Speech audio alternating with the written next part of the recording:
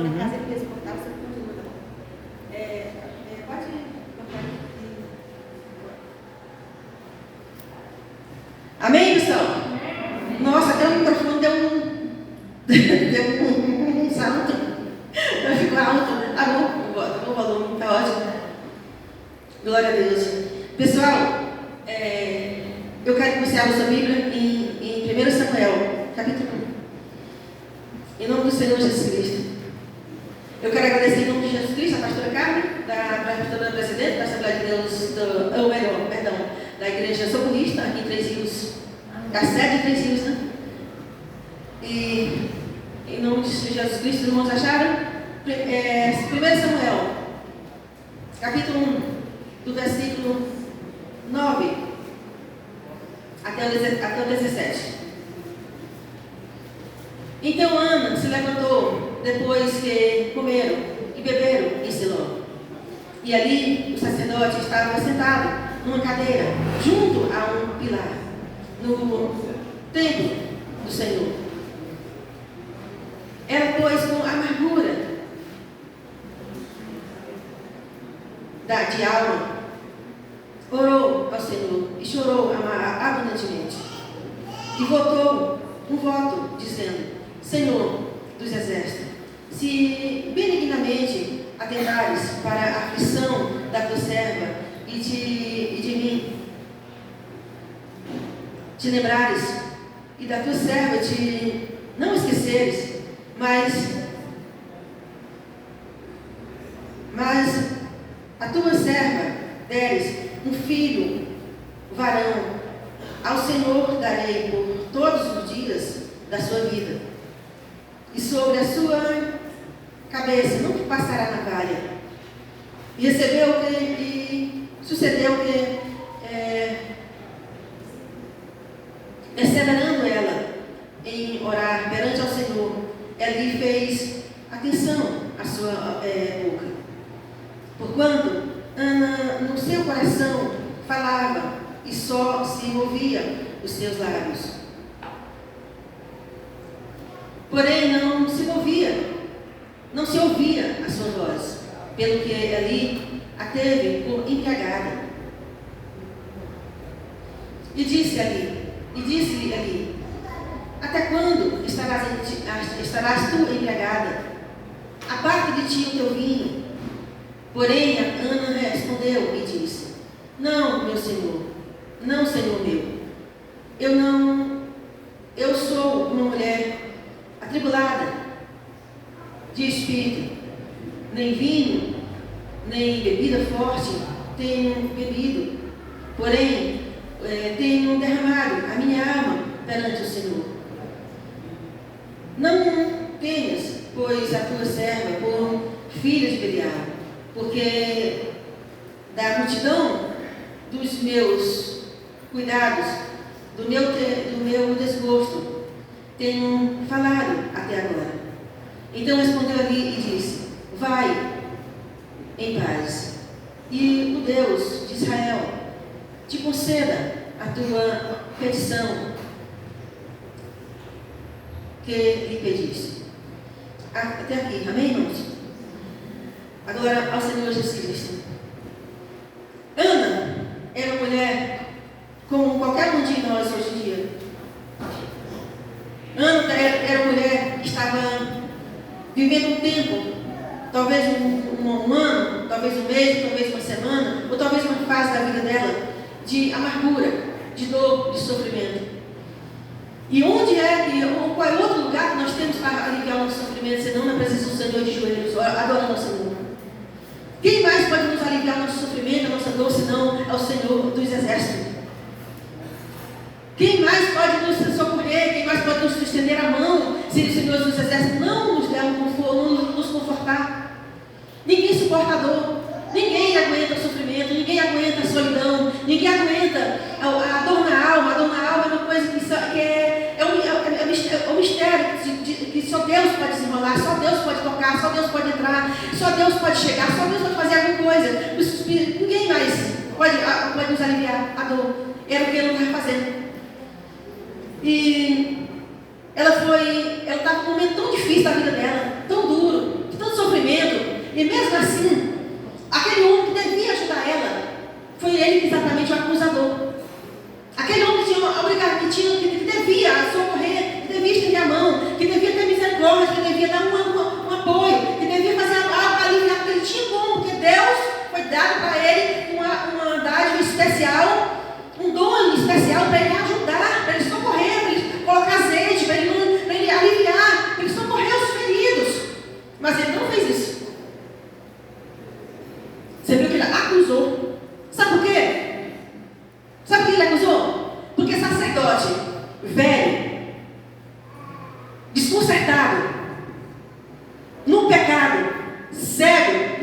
sabe? Só serve para trazer tribulação ao servo de Deus. Ele não serve para fazer o que Deus mandou ele fazer. Ele não serve para aliviar a dor do servo do Senhor, como Deus mandou. Ele serve para ferir. Ele serve para matar. Porque ele é endemoniado. Porque ele não tem vida com Deus, está desconcertado, está errado com Deus. Deus só presta para ferir. Ele não serve para aliviar, para curar. E Deus não mandou ele se ferir e matar, não. Mandou ele aliviar, mandou ele colocar azeite e ajudar. Mas o resultado de um sacerdote como Eli, que temos hoje muitos, só serve para isso. Para destruir a vida do servo do Senhor, das ovelhas do servo do Senhor. Foi isso que ele fez. Ela era uma mulher amargurada, ela não estava em pecado, ela não estava errada, ela não tinha nada de errado com ela. Ela estava apenas adorando com a amargura da alma. Ela queria apenas, olha só, ela queria dar um presente ao Senhor. Ela queria dar um presente ao Senhor, somente isso. Ela estava adorando ao Senhor com o cegão, estava entregada. E foi acusada por ele, foi vista por ele como se estivesse entregada. Ela não estava em pecado, ela queria um filho para dar ao Senhor. Ela não estava embriagada, não estava errada, não estava em pecado, ela estava adorando, ela queria uma alívio, ela queria ser mãe, somente o sonho de toda mulher. E mesmo assim ela foi espalhada, né? Pois é, e foi atrapalhada, amargurada, ferida, por alguém que não devia, por alguém que devia curar ela. É o que nós vivemos até hoje, muitas vezes, né? Nem sempre, mas muitas vezes é assim, até hoje, né? Mas também o Senhor Jesus Cristo não morreu. Ele morreu, mas ressuscitou no terceiro dia, e está vivo no céu. Tem os olhos, ouvidos, ouve tudo, enxerga tudo, sabe tudo e pode tudo. Até aliviar a dor de uma serva dele. Ele faz. Ele alivia, ele cura, ele sara e ajuda a se levantar do leito, da dor. Eu quero dizer para vocês, irmãos, eu era lésbica. Eu era mãe de santo no Candomblé. Eu fui nascida e criada lá no Piauí, Parnaíba, na Umbanda. Eu e meus irmãos. E aqui no Rio de Janeiro, eu me especializei em mãe de santo no Candomblé, na Igreja Moderante. Eu não apenas visitava, não, fazia simpatia, poesia, não. Me especializei em mãe de santo no Candomblé, lá no Igreja Moderante, no Rio de Janeiro. E lá no Piauí, a gente era um bandista, desde quando nascemos através do meu pai e da minha mãe. Mas eu quero te falar uma coisa. Desde que você fale com Deus, desde que a sua voz sai de dentro da sua alma, chega até o céu. Desde que você resolve falar com Deus, do fundo da sua alma, do fundo do seu coração, a sua voz não vai passar batido. Chega ao trono de Deus. E quando a sua voz chega ao trono de Deus, tem milagres. Quando a sua voz chega ao trono de Deus, tem resposta. Deus te responde. Quando tem milagres, quando tem resposta, quando essa sua voz chega até o céu, o Senhor tem um presente para lhe presentear, para você. Pessoal, eu não brinco. O segredo da nossa vitória, da nossa bênção, do nosso milagre, é ser sincero com Deus, é ser verdadeiro com Deus. Porque Deus está na verdade. Satanás é o pai de mentira, mas Deus está na verdade.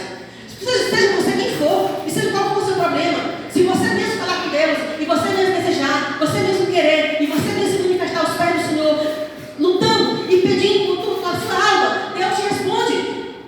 Você dobra o teu joelho diretamente e fala com Ele. Tira a tua voz da alma, tira a tua voz do fundo do teu coração. E se a tua voz for sincera, se a tua voz sair da tua alma, do teu coração, vai chegar ao teu trono. E se chegar ao teu trono, Deus vai responder. Glória ao Senhor. Foi assim que eu fiz. Quando eu me converti na Rocinha, lá no Rio de Janeiro, eu tirei minha. Não tinha ninguém para ajudar, não tinha ninguém para socorrer, não tinha ninguém para dar um apoio. Quem é que sai de uma família, todo um bandista, todo um condomblessista, e vai carregar a família toda uma vez? Você converter quem? Deus chama um. Deus chama aquele que Deus chamar, Ele garante. Aquele que Deus chamar, Ele garante. Não tem mais ninguém na minha família no Candomblé nem na Manda. Entendeu? Embora o evangelho tenha se convertido, seja bem diferente de mim, né? Quando eu me converti, eu vim para a igreja todos os cultos. Eu não falhava. Eu já me converti, todo dia que me converti, 7 horas por dia de joelho em oração, 3 horas de manhã muita corda, à noite antes de dormir, todos os dias. Eu nem vejo ela passar. Às vezes eu fico 7, 12, entendeu? Eu nem vejo. Às vezes eu começo a dobrar o joelho para entregar o jejum de 12 horas, meia-noite. Quando eu me olho para a janela, já está clareando, já é 6 horas da manhã. Desde meia-noite, eu fui entregar o jejum, nem comi, nem bebi, nem nada, fiquei lá, nem vi a hora passar. Foi assim a minha vida desde que eu me converti. Desde que eu me converti, dormi na rocinha. E foi assim a minha vida, assim a minha vida até hoje. Entendeu? Deus me chamou assim, Deus me chamou dessa maneira. E foi assim que Deus me libertou.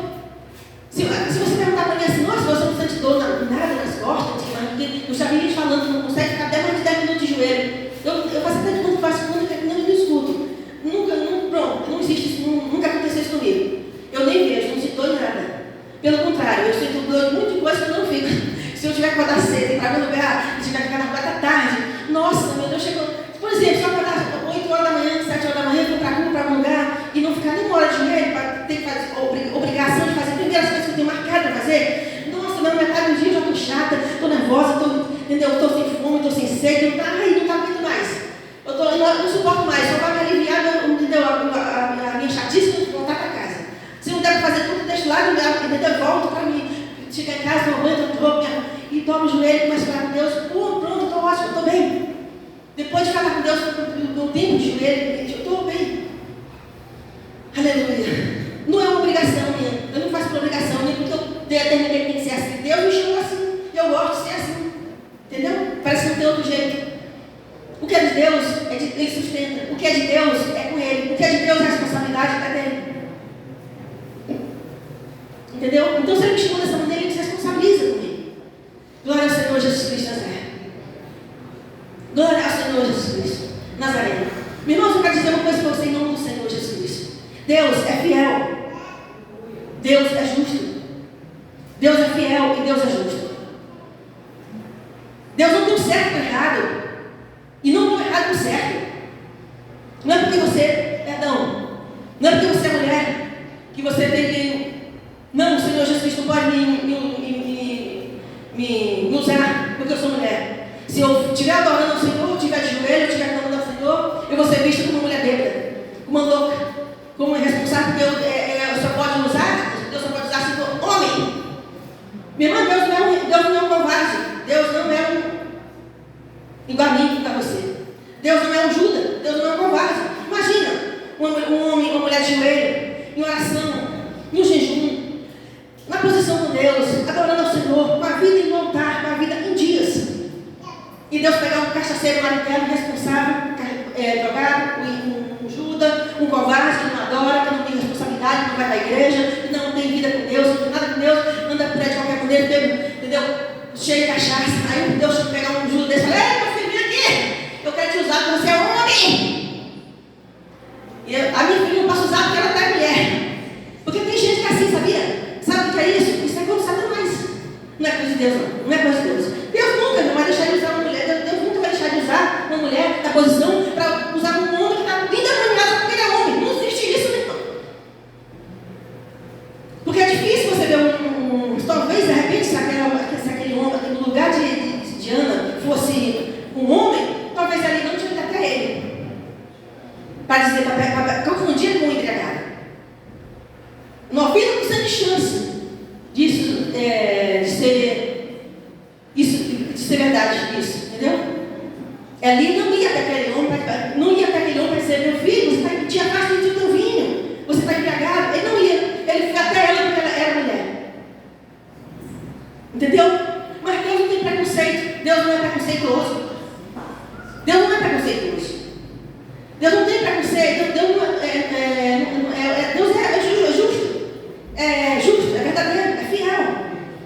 Deus não está olhando para você se você é homem ou se você é mulher. Deus está olhando para você se você é servo dele, se você adora ele, se você está com ele, se você tem vida com ele, se você está nos caminhos dele, se você está obedecendo a ele, se você está adorando ao Senhor. É isso que Deus quer de vocês, que Deus quer saber. Eles só precisam disso. Eles só precisam disso. Glória ao Senhor Jesus Cristo. Deus só precisa disso. Aleluia, glória ao Senhor Jesus Cristo Nazaré. E não, o acusador, ele acusa a gente, independentemente de estar certo ou errado, ele acusa. O Satanás é o Satanás. Mas a diferença é quando ele nos acusa, a gente está na posição de Deus, a gente só não pode ser verdade. O que ele nos acusa e as perseguições dele, as mentiras que ele inventa contra a gente, só não pode ser verdade. Você tem que manter a sua posição. Porque se nos acusar e se levantar contra a gente de Deus. E o Senhor Jesus Cristo vê a sua sinceridade, a sua honestidade, a sua dignidade. Ele mete a espada no Satanás, joga por terra, ele abate, ele queima, ele te exalta, ele te justifica, ele faz justiça em seu favor. É essa a diferença. Entendeu? Porque quando você está, mesmo estando certo ou errado, acusado está Jesus. Você não falar que Jesus era Beelzebul? Então você é acusado, todo ambiente está livre de acusação. Tem acusação, independente de estar certo ou errado, você é acusado por Satanás. Porque ele sabe mais da mentira. Se você não tiver nada para se acusar, essa coisa ele inventa. Mas ele cai por terra. Ele cai por terra. O problema é se for verdade, né? Aí já é outra história. Se é a verdade que ele fala, aí fica difícil, né? Porque aí já você precisa ter você precisa, além de adorar o Senhor, você precisa fazer mais coisas, ter uma bagagem maior. Você vai ter que se arrepender, de perdão, se consertar, parar, se libertar. Aí é uma outra guerra. Mas se você fizer isso, você também é liberto. E você também é perdoado por Deus. Porque o demônio, quando acontece uma coisa, o inimigo da nossa alma, quando ele nos acusa de uma coisa, por exemplo, uma mulher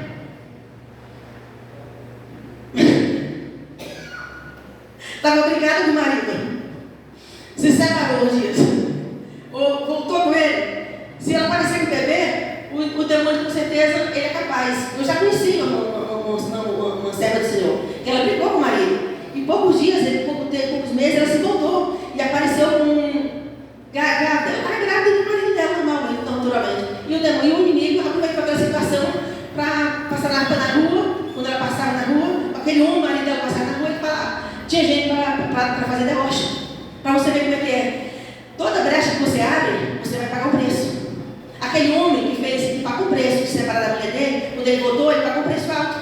Ele pagou um preço caro. Ele pagou o preço por uma coisa, ele abriu uma brecha contra a vida dele mesmo.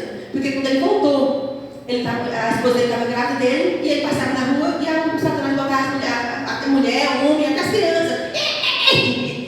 Você é branco e tem filho preto. Entendeu? Olha, eu sou branco e tenho filho preto, por quê? Você tem com isso? É da sua conta? Por que você queria criar? Ou você queria criar ele todinho só para você? Quer que eu adote para você? Quer que eu dê para você presente? Meu filho?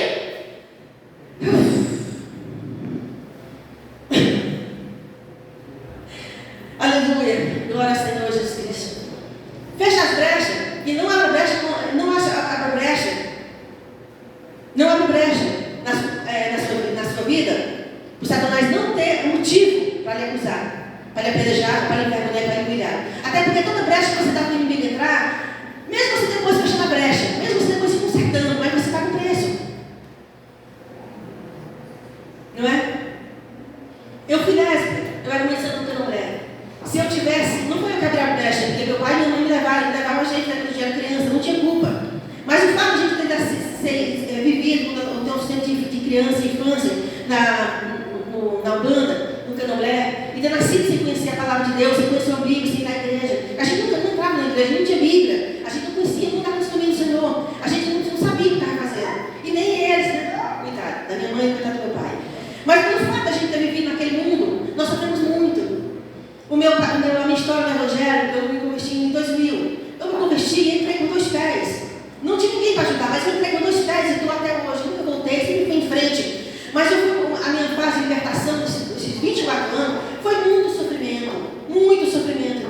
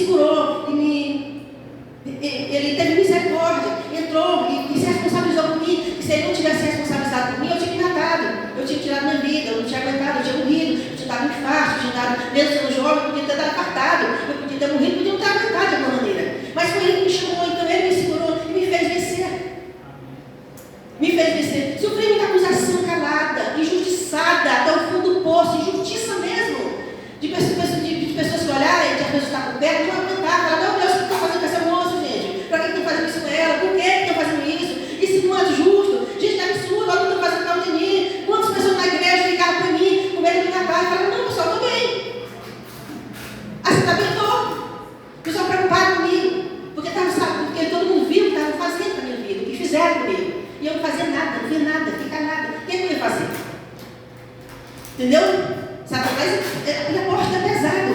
Mas o Senhor Jesus Cristo, a porta é pesada contra ele também.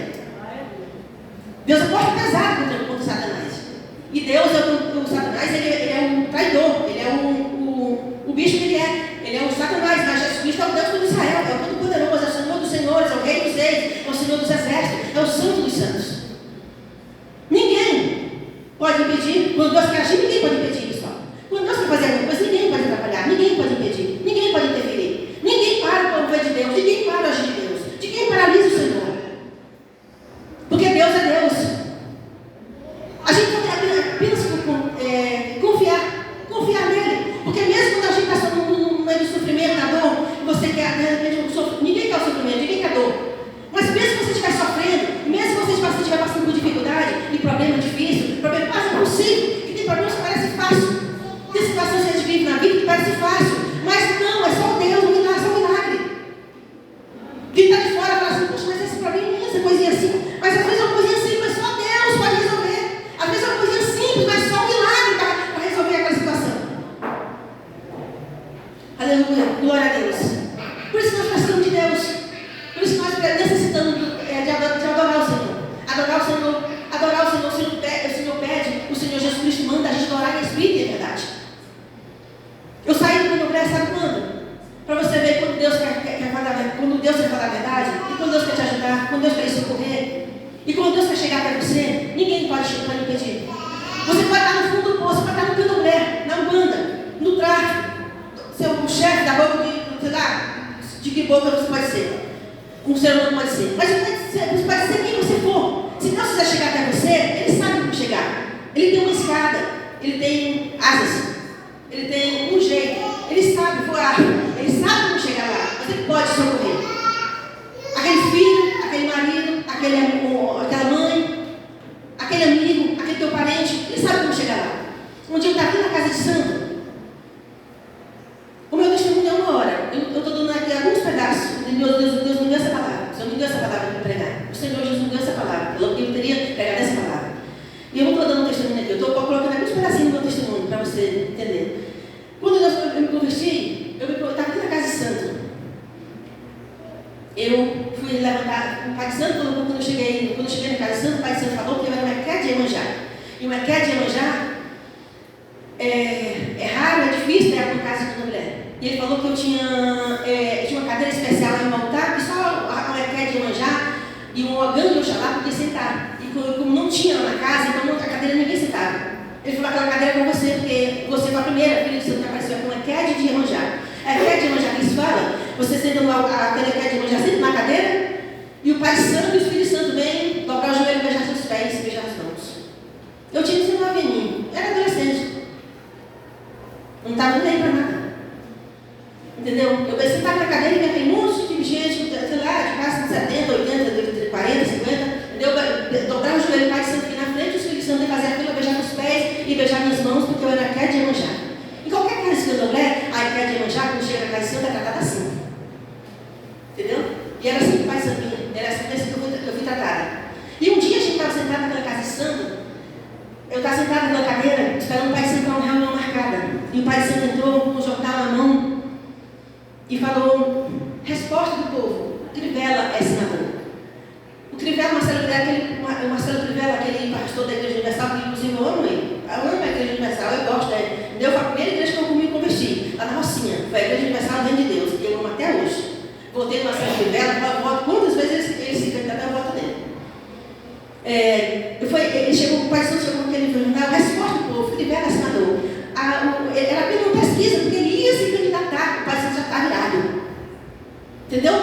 Aí o Espírito Santo falou assim: gente, vocês já fiz trabalho para crente? Ele falou assim: não, eu nunca fiz trabalho para crente. Não, eu já fiz trabalho para crente, mas não faço mais. Porque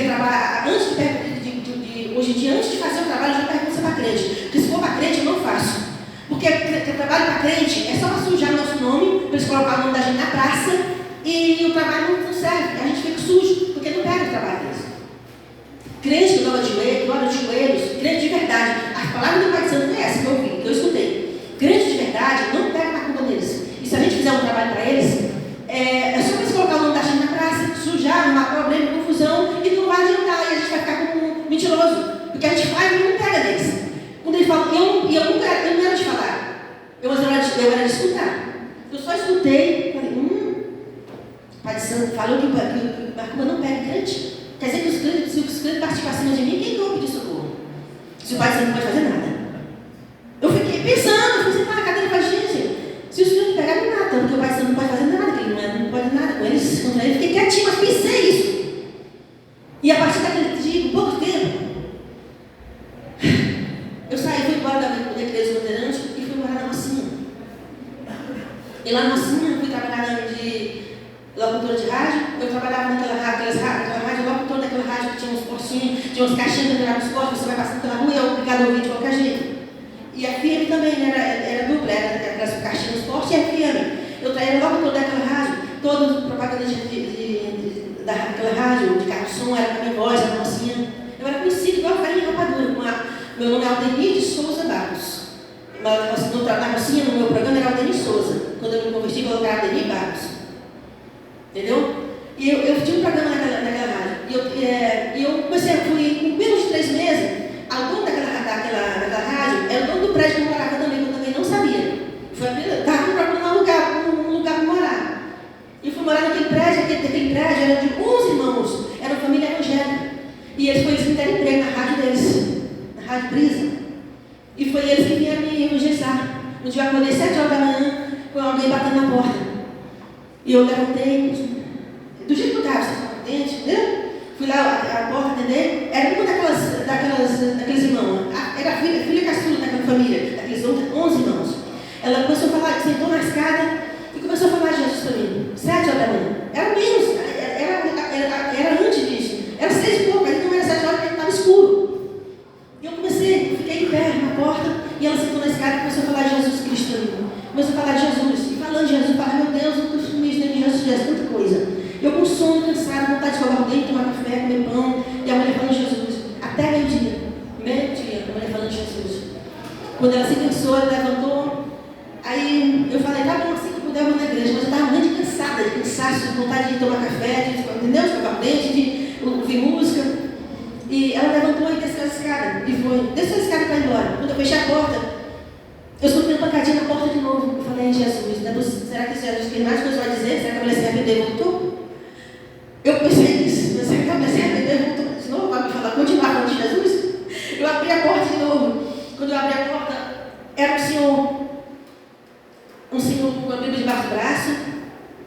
Ele não falou nada. Eu abri a porta e ficou olhando para mim. Eu falei, o que foi, moço?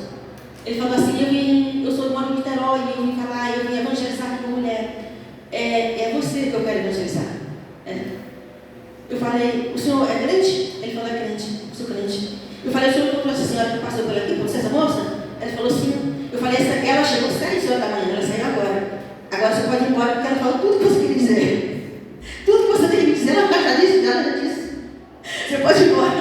Ele falou, não, eu só vou. Você aceitou Jesus diante de tudo que você falou? Eu falei, não. Eu só vou embora para você aceitar. Minha irmã acredita isso?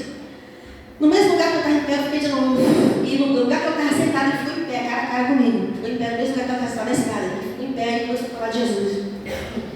Sabe até que horas que eu fui falando de Jesus? Até 7 da noite. Foi a primeira vez na minha vida. Foi a primeira vez na minha vida que eu fiquei com fome, com sede, em pé. Desde 7 horas da manhã até 7 da noite, ouvindo falar de Jesus. Com fome, com sede, em pé. Até as 7 da noite eu ouvi falar de Jesus. Mais ou menos uma da tarde, já acho que umas 6 horas, já quase na hora de ir embora, eu já não estava mais cansada, não estava mais com fome, com sede, com nada, meu irmão, só queria ir para a igreja. E aquele homem, mais ou menos 7 da noite, quando eu vi que já estava escuro, eu olhei, quando eu saí de casa, a casa estava escura, porque já ainda não tinha amanhecido. Quando eu olhei para a porta da cozinha para voltar, já estava escuro de novo, porque tinha anoitecido de novo. Eu olhei, ele falou, moço, por que você não aceita Jesus? Eu falei para ele, moço, eu sou sapatão, lésbica. Eu não tenho coragem na minha terra, porque quando eu morava no Piauí, eu tinha um namorado, desde 13 anos de idade, até 19 anos, até ir embora para o Rio de Janeiro. Eu não era lésbica, eu não era sapatão. Inclusive, no Rio de Janeiro, grávida dele, com medo de ele me matar. A velharia desculpa a expressão, mas o pessoal, idoso, lá no Nordeste, todo mundo sabe que é cristão, né?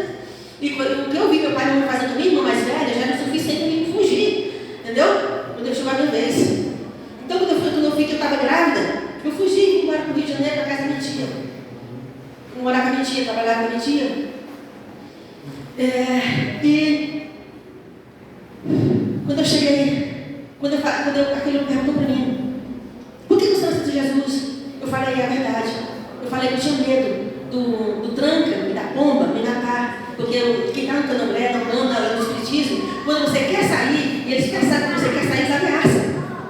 Se você sair do mato, se você sair de mato, eles ameaçam, você vai intimidar para você não largar, né? A pombagira do demônio, né? Que são aqui do Satanás, ele ameaça a pessoa de matar. E eu falei para aquele homem, ele falou, moça, abriu o Apocalipse, capítulo 1, falou, moça, Deus tem uma palavra para você. O Senhor Jesus Cristo disse, na palavra dele, que ele tem a chave da morte, a chave da vida, a chave do inferno. Se você aceitar Jesus Cristo de Nazaré, ninguém vai tocar nem um fio do seu cabelo, nem vai fazer mal nenhum. Tu aceita ou não aceita? Eu falei, se for assim, do jeito que o Senhor está falando, eu aceito. Entendeu? Pessoal, eu senti quando aquilo falou isso para mim, eu senti uma proteção, eu senti como se tivesse me garantindo que nada ia acontecer, que nada de ruim ia acontecer. Ele falou de maneira tão especial, de uma maneira tão forte. Se você aceitar Jesus Cristo como Salvador da sua vida, ninguém vai tocar no fio do seu cabelo, ninguém vai te matar, não vai acontecer nada de ruim para você. A única coisa que vai acontecer é que você vai estar salvo, você vai ter uma vida de felicidade como você nunca teve. Eu falei, se for assim do jeito que você falou, eu aceito.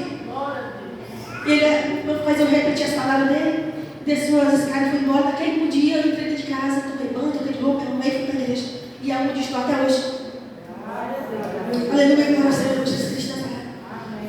Quem orou por mim, pessoal? Eu não sei. A minha família.